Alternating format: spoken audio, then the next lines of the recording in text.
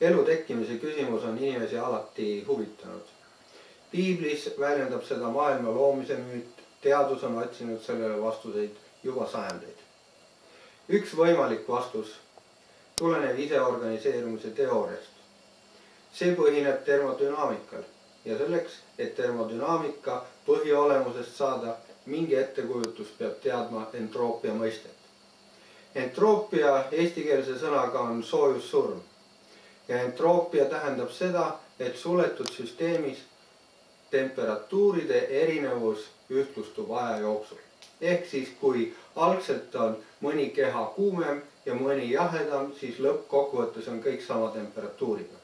Näiteks võtame ahju toas. Kui te panete ahju küdema, ahi on kuum, õhk toas on külm, kuum ahi kuumutab õhku, õhutemperatuur tõuseb, ahju temperatuur langeb ja lõpuks, kui ahi on jahtunud, siis on toa õhk ja ahi sama temperatuuriga. Siis on see süsteem saavutanud oma soojussurma oleku. Ehk siis entroopia järjest kasvab, ahi annab järjest soojust tuppa ja toa soojus kasvab selle läbi, kuni saavutab ühtlase temperatuuri.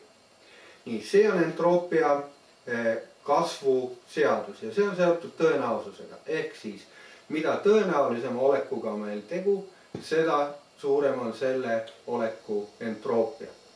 Võtame selle sama ahju näite. See, et ahi on kuum ja õhk on külm, on vähem tõenäoline kui see, et mõlemad on ühtse temperatuuriga. Või siis võtame kiriku, mis on ehitatud. See, et kivid, savid ja liiv moodustaks kokku säärase struktuuri nagu on kirik, see on väga vähe tõenäoline. Seda ei juhtu looduses niisama lihtsalt iseeneselikult. Ja selline olek, kus kivid ja liiv on ühtlaselt igal pool laiali, see on suurema tõenäosusega, see on suurema entroopia olek. Kui me teame, et entroopia kogu aeg kasvab, siis see tähendab seda tegelikus elus, et kirik kogu aeg laguneb. Kui keegi teda ei remondi, aja jooksul ta laguneb ja ta lõpuks muutub varemeteks ja sealt edasi liivaks ja kiviks, mis on maapinnal. Ja see olek on maksimaalne entroopia. Nii et kogu aeg toimub üks lagunemise protsess. Entroopia kasv tähendab järjest suurenevat lagunemist, ka seda sama soojuslikku jahtumist. Kui me nüüd vaatame maailmaruumi ehk universumit ja eeldame, et see on ka suletud süsteem, siis seal toimuvad samasugused protsessid. Kogu aeg soojuslikud erinevused kaovad.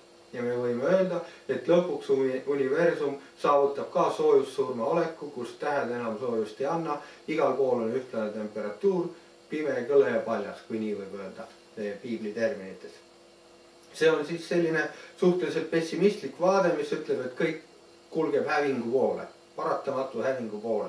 Ja see on tõesti nii, kui meil on tegemist suletud süsteemidega. Aga kui süsteem on avatud, ehk siis kui süsteemi saab anda väljaspoolt energiat juurde, umbes nii, et kui me saame ahju kütta, nii kaua kui me saame ahju kütta, me saame hoida ahju kuuma, me saame hoida oleku, mis on väikese entroopiaga. Ja vaat sellised avatud süsteemid, mis saavad energiat väljaspoolt, seal on võimalik vastupidine protsess. Ja vastupidine protsess on entroopia vähenemine ja see toimub iseorganiseerumise kaudu. Ehk siis välise energiavoo mõjul süsteemis hakkab tekkima struktuur.